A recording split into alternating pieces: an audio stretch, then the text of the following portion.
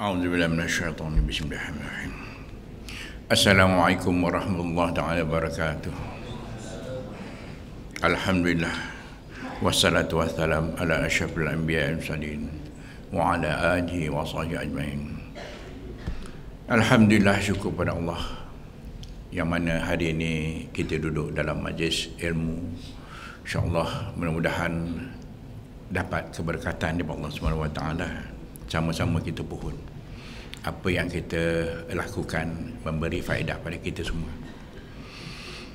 Saya tak nak memanjangkan mukadimah, dan mukadimah biodata saya pengurusi dah sampaikan secara ringkas, dan masa pun agak-agak terhad bagi saya. InsyaAllah saya dipahamkan untuk mengenalkan atau mengupas sedikit penyakit santau dan juga saka. Alhamdulillah, insyaAllah saya cuba dengan upaya. Alhamdulillah Rabbil Alamin wassalatu wassalamu ala asyrafil anbiya'i wal mursalin. Santau, ya. Santau satu penyakit yang diwarisi oleh rumpun Melayu. Maknanya kita lah. Dia tidak diwarisi oleh orang India, China, Korea, Israel, Amerika, England. Tak. Diwarisi, diamalkan oleh orang kita Melayu, rumpun Melayu. Sebab itu kalau kita pergi Dubai, santau tak ada. Pergi Mekah, tak ada santau. Pergi London, tak ada santau. Pergi New York, tak ada. Pergi Seoul, tak ada. Pergi Tokyo pun tak ada. Tapi pergi Kuala Lumpur pula ada. Itu masalah dia. Pergi Singapura ada santau. Kan pelik tu. Jadi santau ni diwarisi dan diamalkan oleh orang kita, keturunan. Kalau tanya saya, kenapa santau ada pada orang kita Melayu? Kalau ini soalan, saya angkat tangan. Tapi yang lain insyaAllah boleh. Sebab kenapa ini semua, kenapa Allah turunkan ilmu tu pada orang kita Melayu? Itu soalan dia. Yang itu saya tak dapat jawab. Itu kena tanya Allah. Ya, kena tanya Allah. Okay. Yang saya belajar santau ni tahun 73 sampai tahun 75. 3 tahun belajar dia dan menghalusi benda dia dan kaedah, dan saya mula merawat santau full setiap merawat penuh minggu kedua bulan 2 tahun 80 sampailah hari ini, sampai malam tadi. Alhamdulillah. Itulah kata pengalaman saya. Tapi kalau pengalaman saya sebagai seorang perawat, saya ingat belum ada yang lahir kat sini. Agak-agak tahun 62 siapa dah lahir? Angkat tangan yang ada kat sini. Siapa yang lahir tahun 62? Ada seorang, berdua. Itu mula-mula saya merawat. Saya merawat di Jalan Pasar Road. Kalau tak silap saya bulan 8 ke bulan 9. Dan saya di sana terkenal sebagai bomoh Pasar Road. Saya lah tu. Maksud tu rawatan Islam tak ada. Itu zaman jahiliah. Maksud zaman jahiliah, mesokan pakai seluar pendek. Sekarang mesokan juga, tapi seluar panjang. Tuan-tuan percaya ke saya mesokan ni umur macam tu? Tak percaya, tanyalah Pak Imam, tanya Pak Bilal. Dia nampak dah saya mesokan. Okey, buang masa. Balik pada santau. Santau ni satu penyakit yang diamalkan orang kita. Saya dengan Dr. Amran Kalimin siasat benda dia daripada abad keberapa kami tak jumpa. Sebelum Hang Tuah, santau dah ada. Sebelum Singapura tu apa dia panggil dulu apa? Temasek. Santau dah ada. Tak tahu abad keberapa santau ni dah wujud. Wallahualam. Kami tak dapat kesan. Jadi dia dah ada turun-temurun pada dulu. Diamalkan sampai sekarang. Dan kata arwah guru saya mengajar nama Abdul Samad Warjan, orang ahli tasawuf. ilmu ni akan diamalkan oleh orang kita sehingga hari kiamat. Tuan-tuan bayangkan. Dan ilmu ni kesannya, risiko dia menyeksa dan membunuh. Tuan-tuan mungkin tak pernah tengok orang kena santau yang teruk. Saya, yalah, tadi pengalaman 36 tahun, 37 tahun merantau buat santau saja, 37 tahun. Agaknya bayar-bayar tuan-tuan. Sebelum saya balik ke sini, saya pergi ke Mane Kuala Terengganu, seorang hamba Allah, minta maaf lah, perempuan yang dah terbaring atas tilam 1 tahun. Kurus kering badan dia, tapi perut dia mengelembung macam orang kena busung. Sampai isteri saya tengok tu meleleh mata. Saya tanya, kenapa menangis? Ya Allah bang, seksanya orang ni. Dia lah, itu dah bagian dia, nak macam mana, seksa dia, kasihan. Itulah akibatnya. Dan saya biasa jumpa pesakit santau yang tinggal kulit dengan tulang. Yang banyak saya jumpa, doktor dah kata sahkan, buat balik lah, tunggu mati. Itu banyak. Tapi bab mati bukan bab kita, bukan kerja kita. Kerja kita ikhtiarkan, insyaAllah panjang umur, insyaAllah.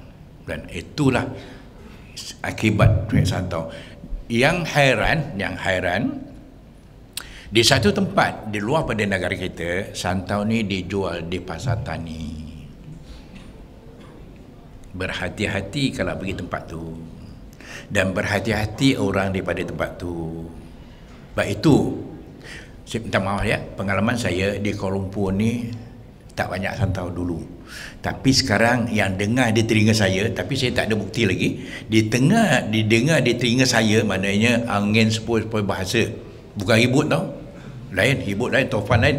Angin sepoi-sepoi bahasa mengatakan ada upah 2,500. Tunjukkan orangnya, tunggu seminggu muntah darah. Kuala Lumpur.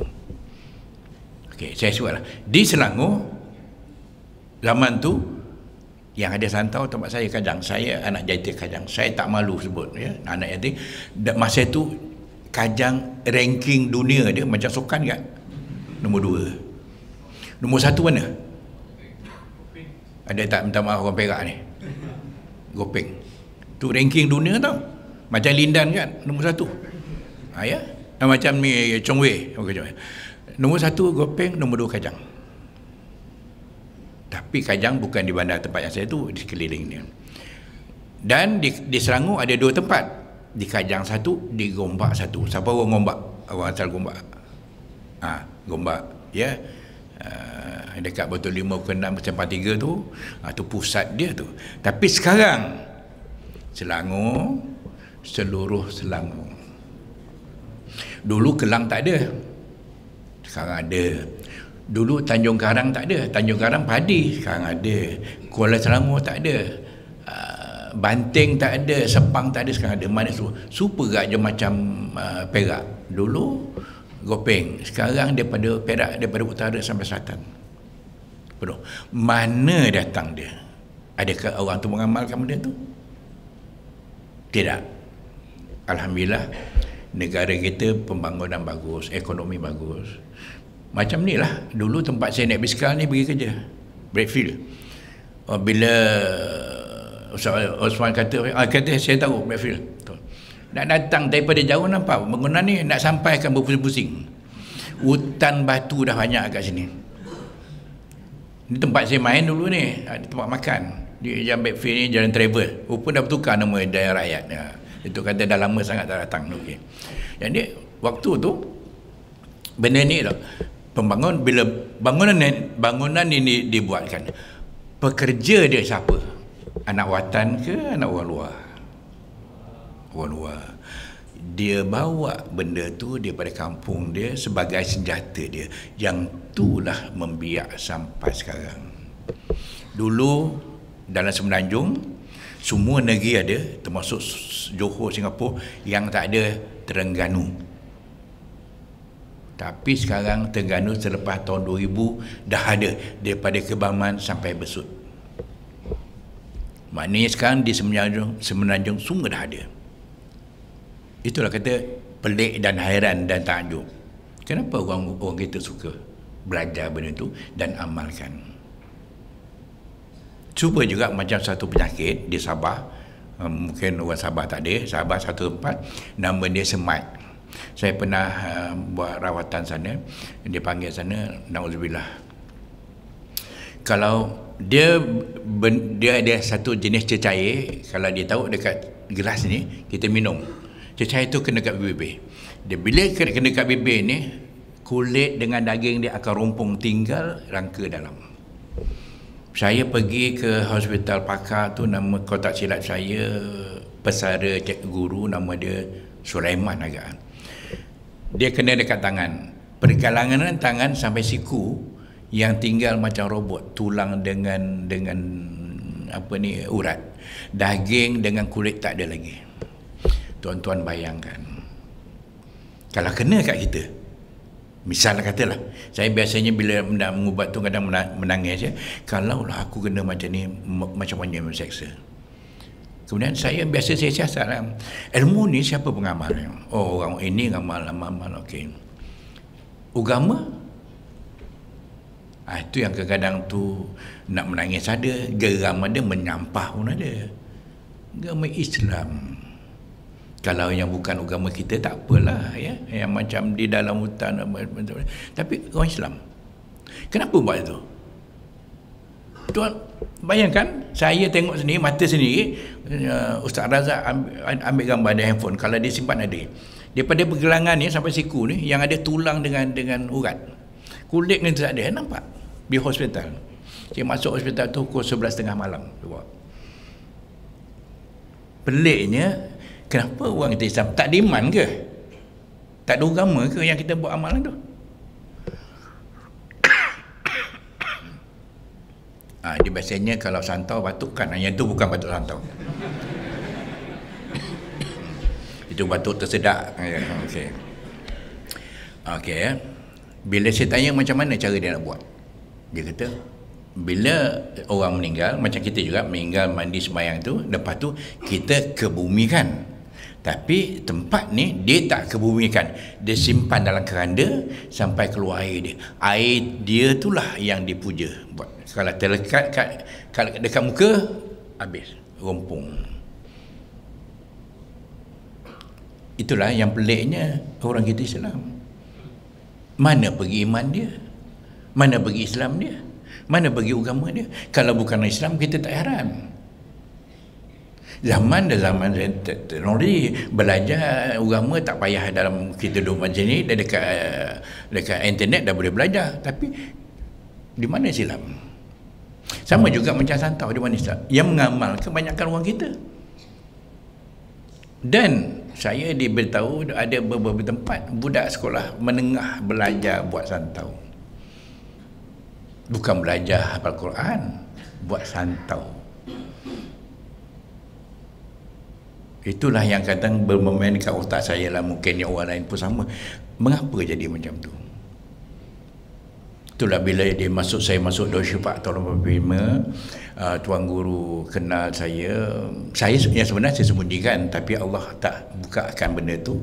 Jadi tuan guru kenal saya, dan tahun 86 saya merawat, 87 ke saya mula dah jadi penceramah tuan guru dan sebarkan ilmu ni.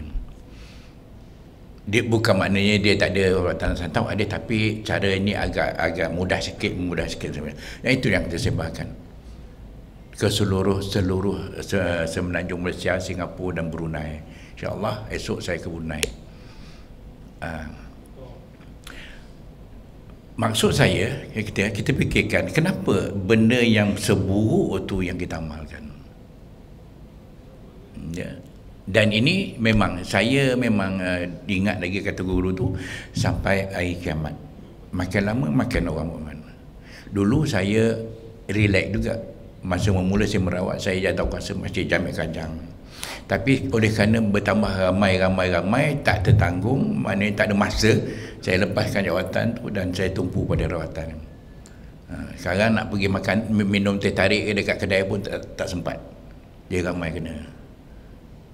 Itu yang kata Santau ni satu penyakit macam kencing manis, macam barah, apa lagi. Sebab dia kalau dia biarkan, dia akan meresap dan merosakkan organ-organ dalaman.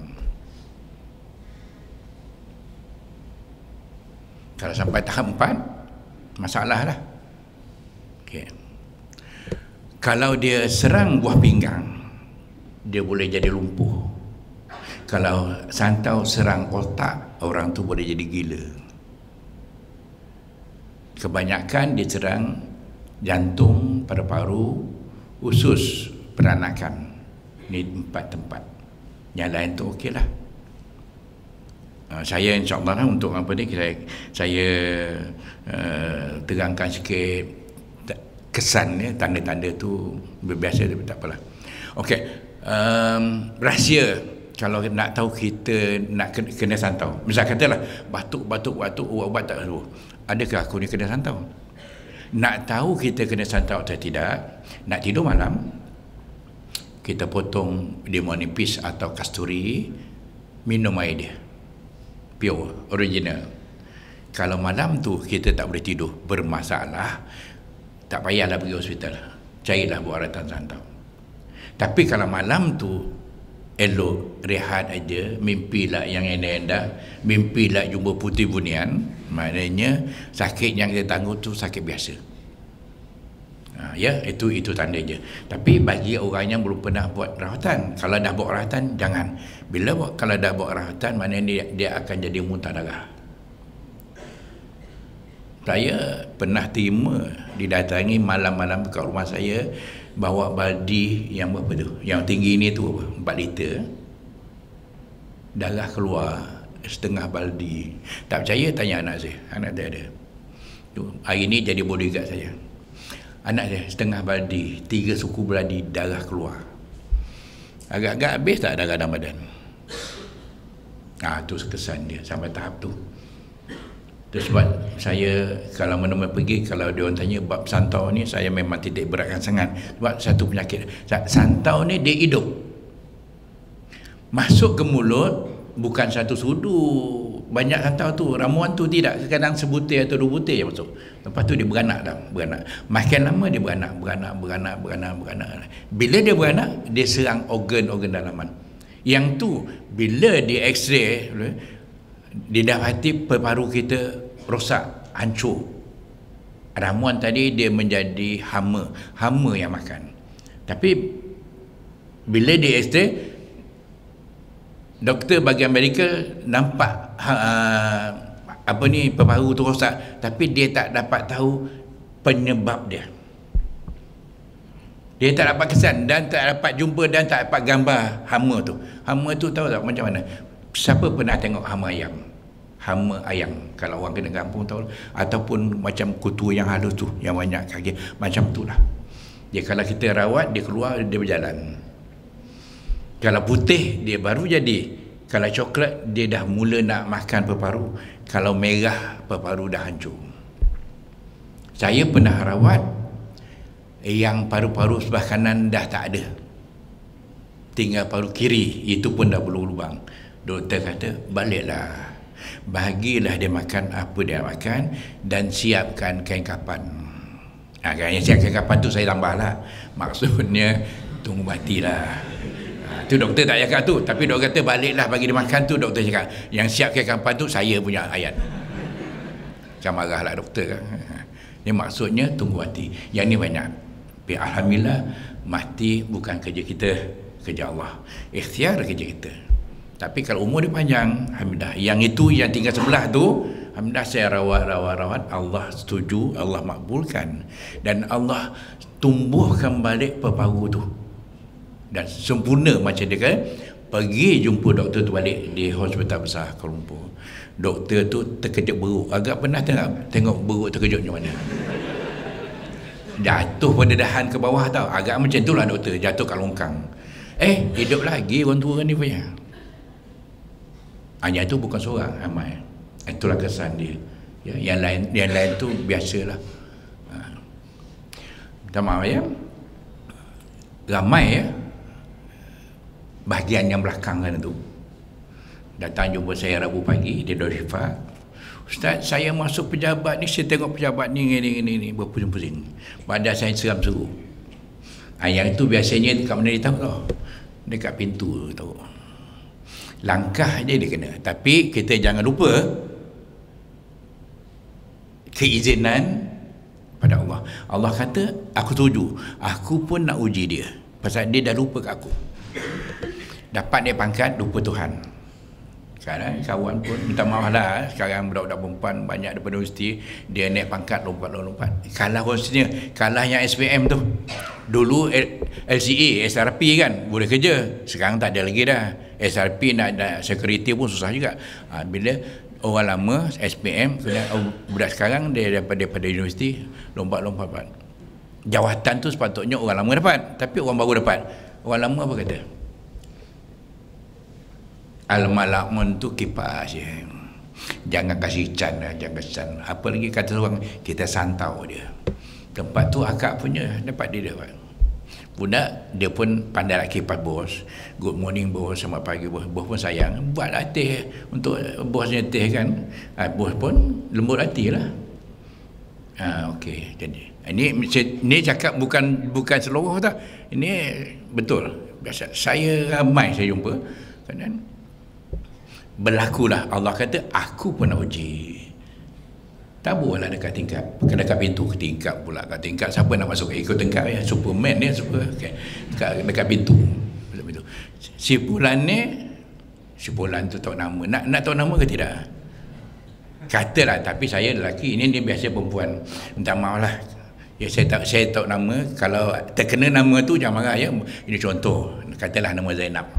Zainab binti Allah. Ada nama Zainab tu? Tak ada ya, mudah-mudahan. Okay. Zainab binti Allah. Tabur dekat pintu. Zainab binti Allah. Jadi orang lain langkah tak ada masalah. Zainab ni yang dituju tu langkah, Allah kata aku pun nak uji. Mana Allah kata okey lah, tak apalah. Dia langkah je, santau tu akan ikut kaki dia. Itu sebab santau dia ada 3 komponen. Ramuan dia, sihir dia, jin dia. Ini cakap tentang lah. Jadi 3 main peranan. Jadi Zainab kena. Itu yang dia masuk, bangunan ni macam nak runtuh lah. Dia pun goyang sama. Mulalah bermasalah. Itu kadang biar dapat rawatan. Yang ni ramai. Kebanyakan daripada Kuala Lumpur. Tapi saya tak katakan orang-orang yang kerja itu jahat, tidak. Adalah seorang-seorang, ya, seorang-seorang yang tak puas hati. Orang kita ni, saya pun tadi bincang dengan Pak Imam. Sifat hasad dengki, iri hati tu susah sangat nak buang. Dan sifat keredaan tu tak ada. Agak-agak macam mana? Apa sebab?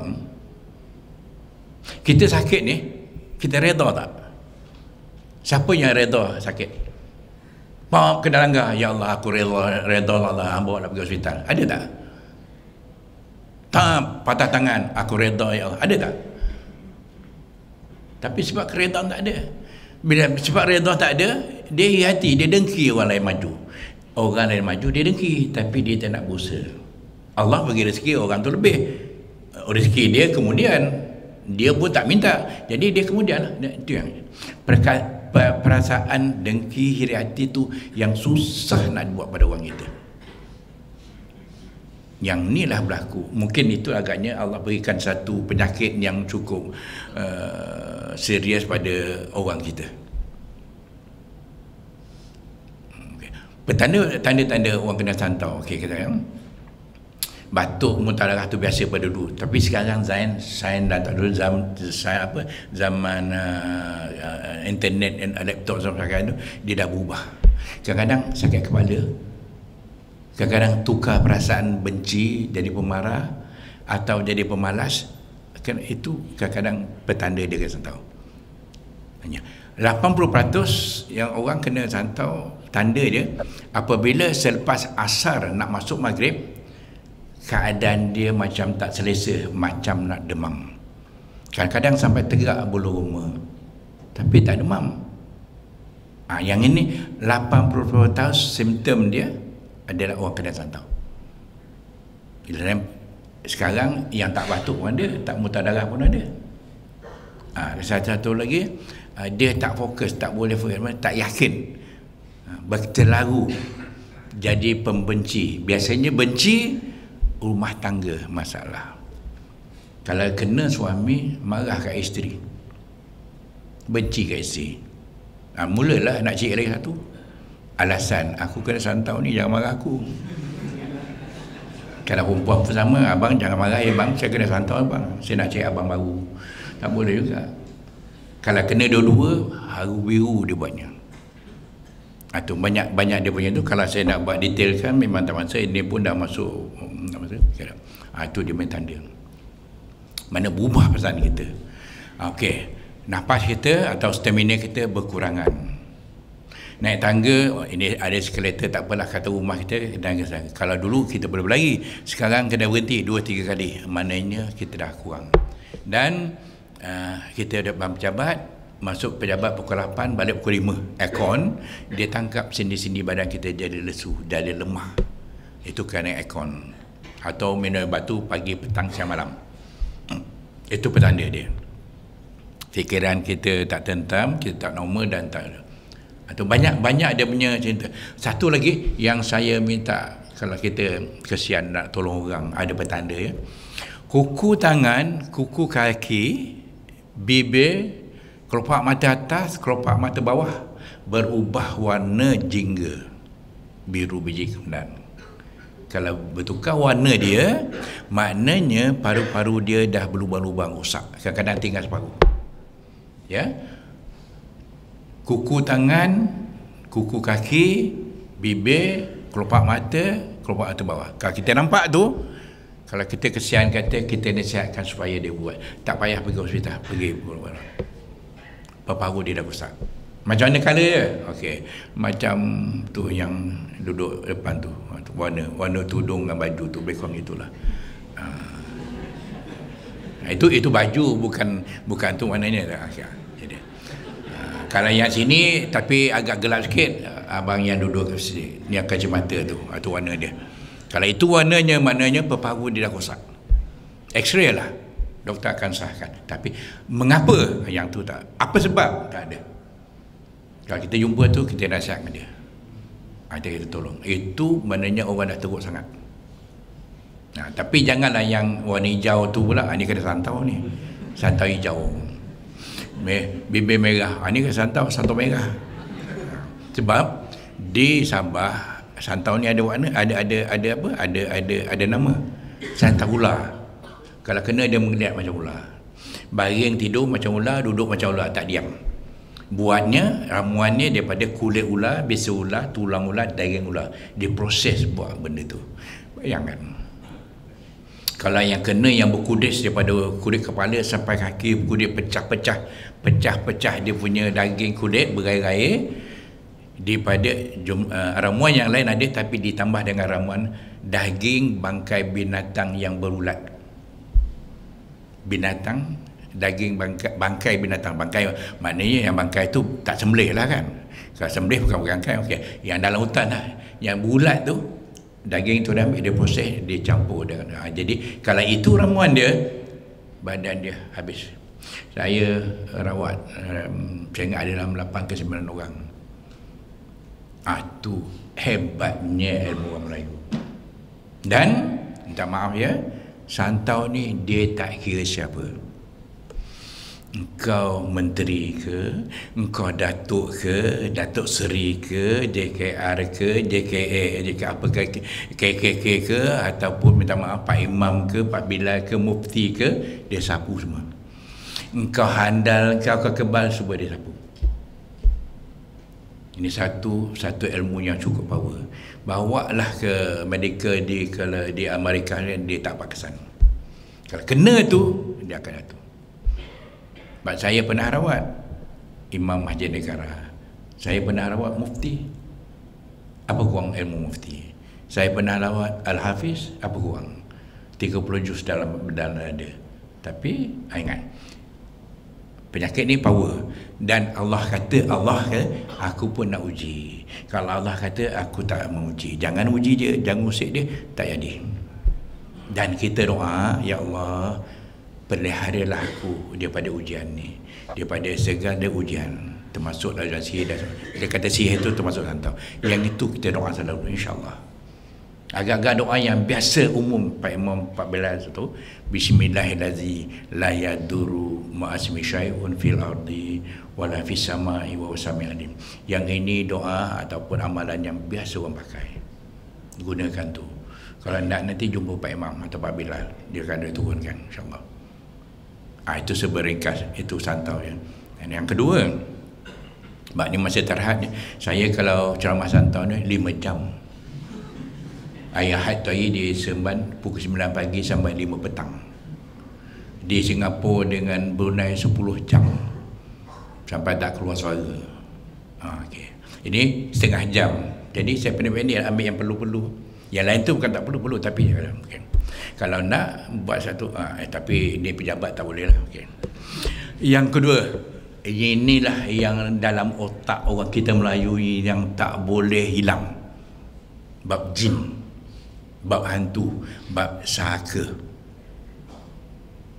Kalau saya, apa yang saya dah buat kajian, apa yang saya dah tengok pengaman saya, orang kita Melayu ni semua orang Melayu kan? Ada Korea ni? Tak ada. Ada saya tahu kan? Orang kita Melayu ni semua ada saka. Ada yang marah kan? Ustaz kata aku ada saka. Okey. Kita ni keturunan daripada mana? Asal Semenanjung. Yang orang asal Bumi Putra sini, orang asli. Kita orang asli. Saya, minta maaf ya, sebelah bapa saya daripada Sunda. Sebelah mak saudara dengan Shahrukh Khan. Oh, sana cepat boleh Shahrukh Khan, buat sini tak perasan. Yang belakang cepat ni Shahrukh Khan, Salman Khan, semua Han tahu semua. Jadi bukan orang sini. Tak percaya? Cuba susu galuh kata orang mana? Bukan orang sini. Waktu tu, zaman tu, jin ni diperlukan. Sebab itulah kita ada rasa. Tapi bila bersahabat dengan jin, dia ada dua sebab. Pertama, untuk dia, katalah Datuk, untuk Datuk. Kedua, untuk Datuk dan keturunan. Dia ada perjanjian. Bila kata untuk Datuk dan keturunan, yang itu dia jadi saka. Dia akan jaga keturunan ni sampai hari kiamat. Darah daging pada Datuk tu, maknanya kalau kamu seorang dia saka, dia kata saka, bukan kamu seorang. Sepupu, adik-beradik, pakcik, pak saudara yang keturunan daripada tu, semua ada saka. Kita manusia lahir seorang, dia lahir 9. Lagi jauh ke bawah, lagi ramai dia. Nak ke mana? Cuma beza dia, dalam generasi kita ni, kita dan sepupu, dia nak berpusat di mana? Macam bank rakyat ni lah. Ini pusat dia kan? Headquarter. Okey, sini. Kemudian dia akan sebar keluar. Macam itulah generasi kita ni, kita dan sepupu yang lain, dia akan headquarter dia kat mana? Ibu pejabat dia di mana? Katalah kat badan kita. Maknanya bukan itu sahaja. Dia dan sepupu kita, dia akan pantau. Tak lepas. Itu ada perjanjian. Kenapa dulu dia perlukan? Okey. Moyang kita daripada seberang laut datang. Biasa ini daripada Sumatera, Jawa, Bugis, Bentan, mana-mana. Okey, datang buat kampung di sini. Zaman tu mana ada semen? Ada semen tak? Tak ada kan? Filing apa ni, besi pun tak ada. Okey. Balak masa tu agak-agak besar mana? Ada sampai sekarang besar ini, balak. Sekarang besar ini kan? Dulu balak 2 pemeluk, 3 pemeluk. Potong dia nak buat rumah, nak buat surau dan nak buat istana. Pakai kapak geraji. Tak, beliung. Kapak kecil tu. Itu pun usaha. Agak-agak satu pokok tu berapa hari dia motong. Tumbang pokok, prum, kata. Potong-potong dahan. Batang balak tu dia berdiri sampai kat sana tu, siapa nak angkat? Orang, bulldozer, crane, pigeon hole, masa tu mana ada? Siapa nak angkat? Nak bawa tempat kampung kita. Jin angkat. Sama ada hantu raya ataupun bajang. Bajang tu jin tanah. Jadi dia lah angkat, ataupun ifrit. Dia lah angkat benda tu. Sebab itulah masa tu dia buat rumah. Okey dah, buat rumah, dah ada keluarga. Zaman tu siapa kuat, dia raja. Dia tak kira lah anak orang bini orang. Kalau tuan rumah tak ada, dia sapu habis semua.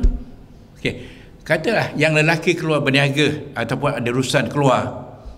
Dulu keluar 1 purnama, mana 1 bulan jalan kaki.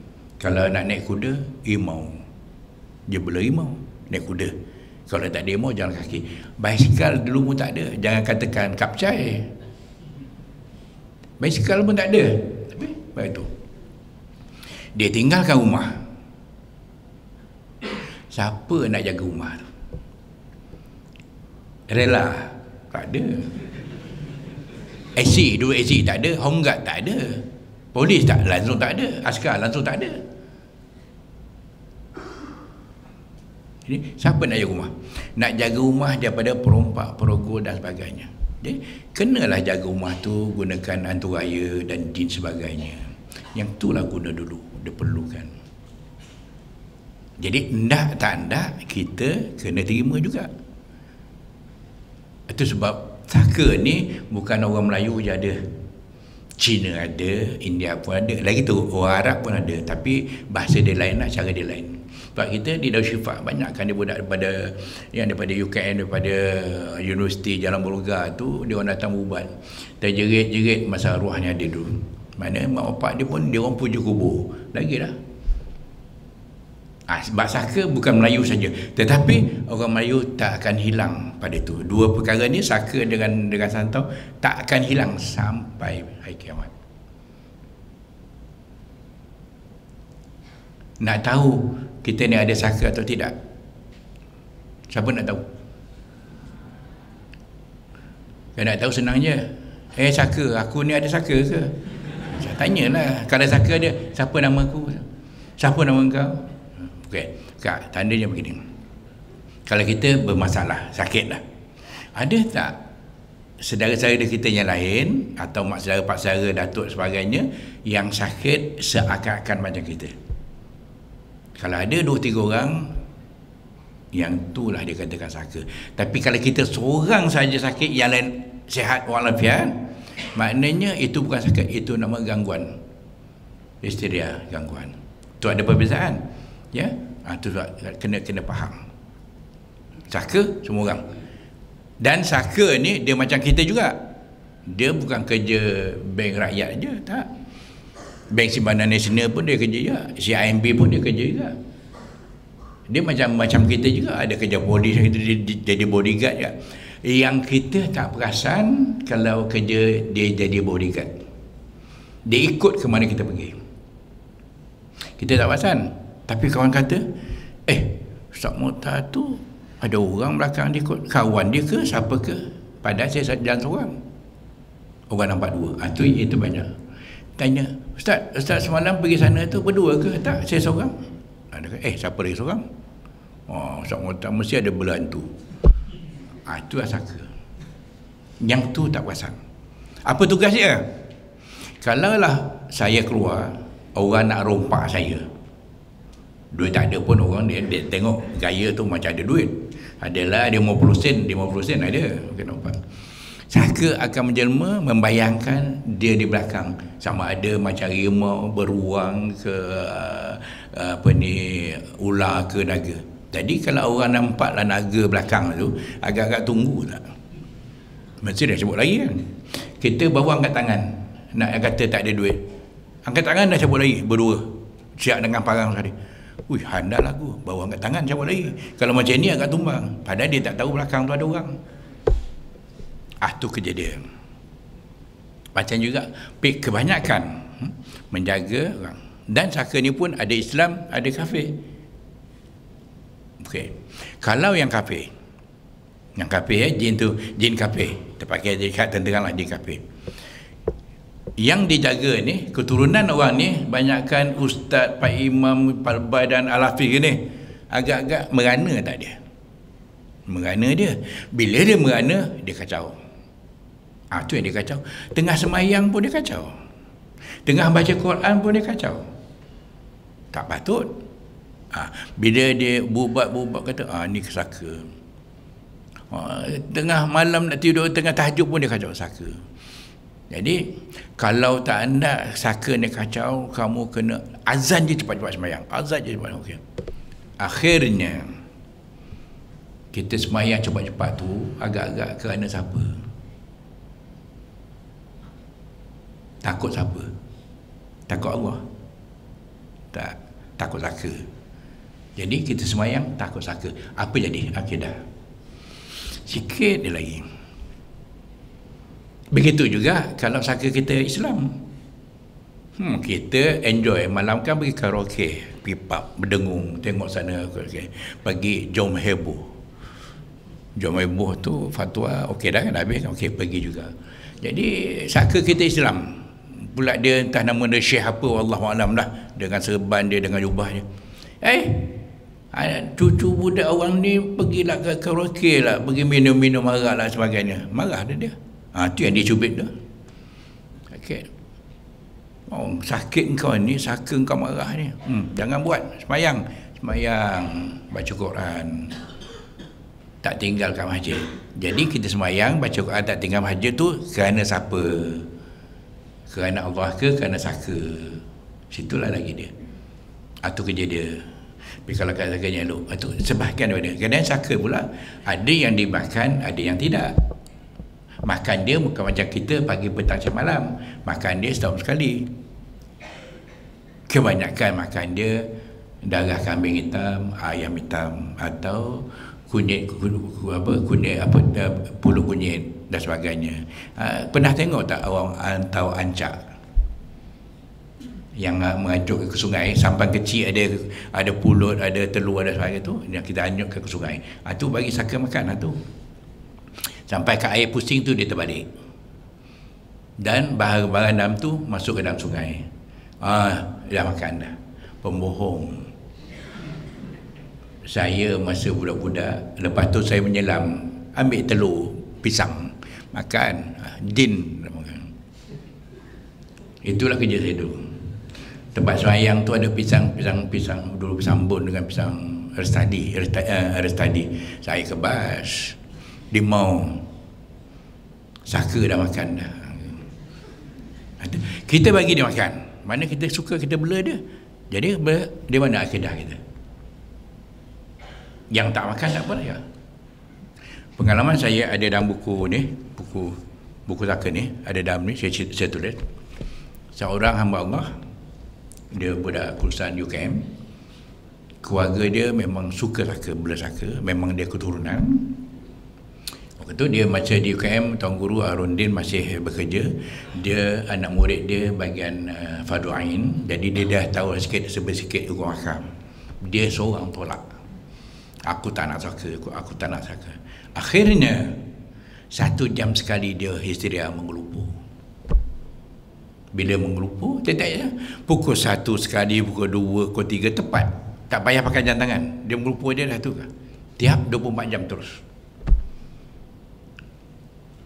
Keputusan yang dibuat oleh suami dia tanpa berunding, dia anak dia hantar ke kampung pukul 3 malam. Saya masa tu tak kenal dia, berjumpa sekali. Dia kata, aku nak duduk rumah Ustaz Harun ke duduk Ustaz Mohtar? Pukul 3 malam datang rumah saya.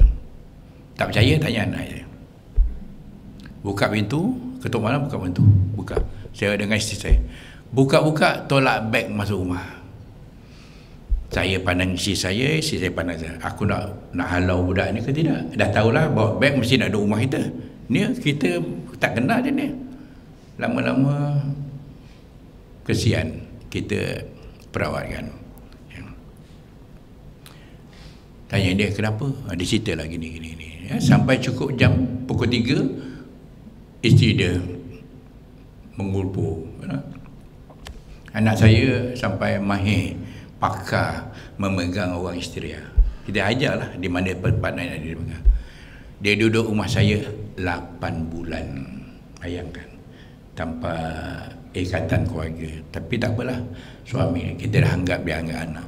Dan dia rajin baca Quran, tahajud, zikir beribu-ribu kali, sembahyang taubat. Akhirnya Allah sembuhkan dia. Berapa lama? Selepas 3 tahun. Saka ni bukan mudah ya. Oh, orang tu dah buang saka. Jangan, tak payah. Buang dia balik-balik. Pasal perjanjian dia ada. Selagi tak putus perjanjian yang disyok pakai lawyer tu, agak-agak kapal singgut.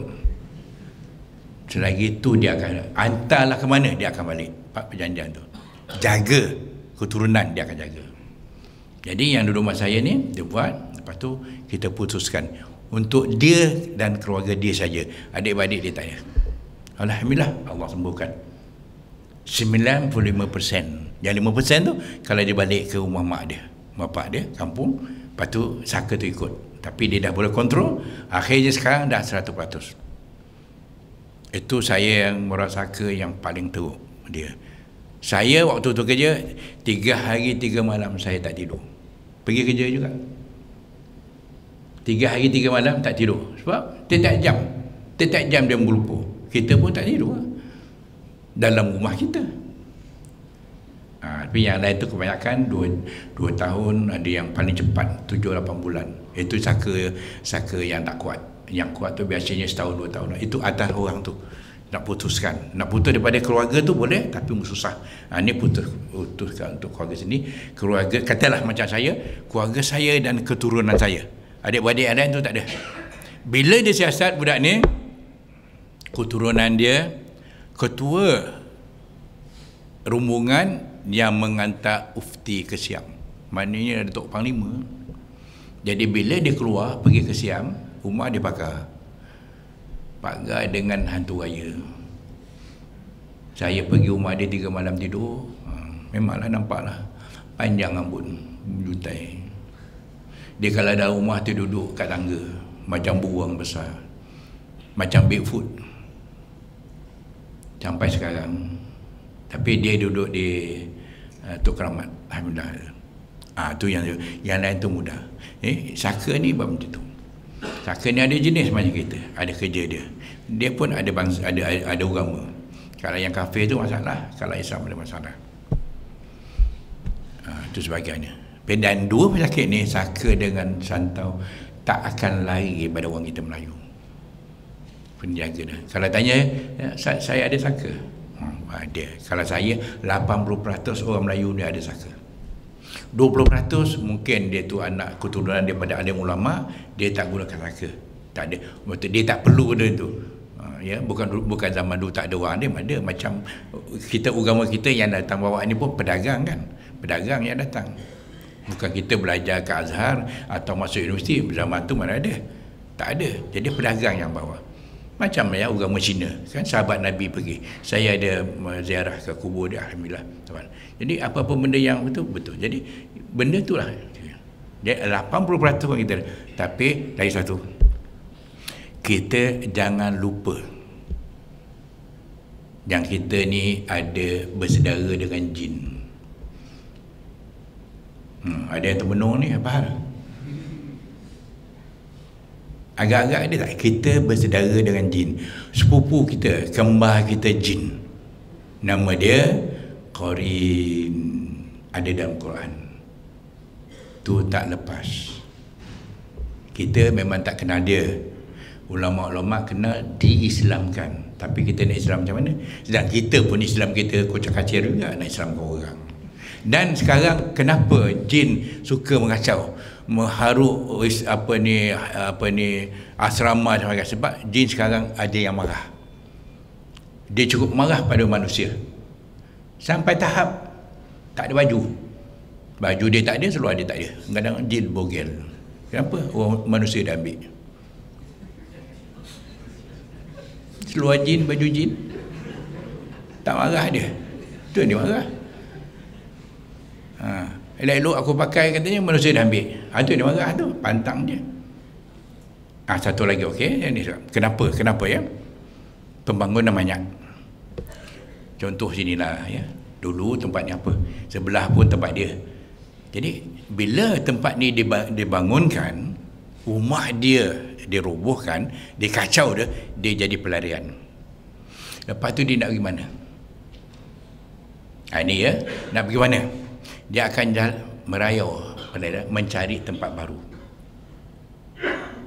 Kebanyakan yang saya jumpa, pengalaman saya, anak-anak perempuan kita yang umur 9, 10, 11 tahun tu jaga dia elok.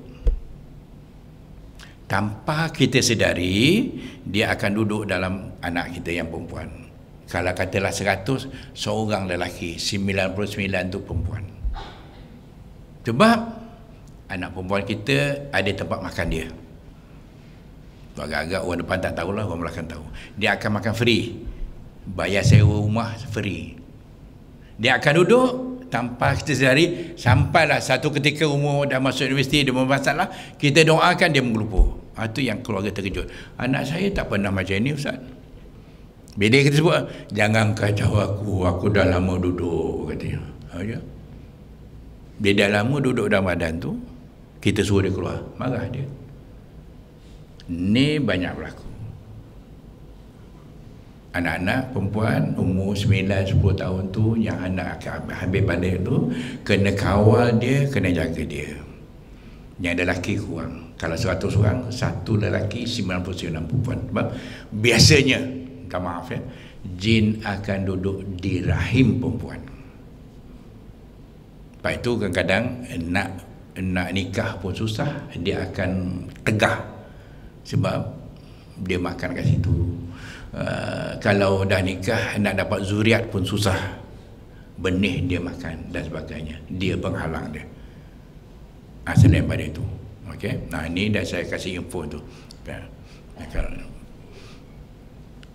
Okay, sekarang kedua kan, nampaknya waktu ada saya rasa setakat itu yang saya boleh terangkan, iaitu minta maaf ya kalau sekiranya teranggar bahasa dan sebagainya. InsyaAllah bab saka ni kalau nak dipanjangkan itu mungkin dalam 3-4 jam baru betul-betul. InsyaAllah. Lepas itu kemudian ya, saya minta maaf ya kalau sekiranya terkena bahasa saya, kalau jamah jenis yang macam tu suka gitu ya. Disudahi dengan wabillahi taufiq wal hidayah. Wassalamualaikum warahmatullahi wabarakatuh.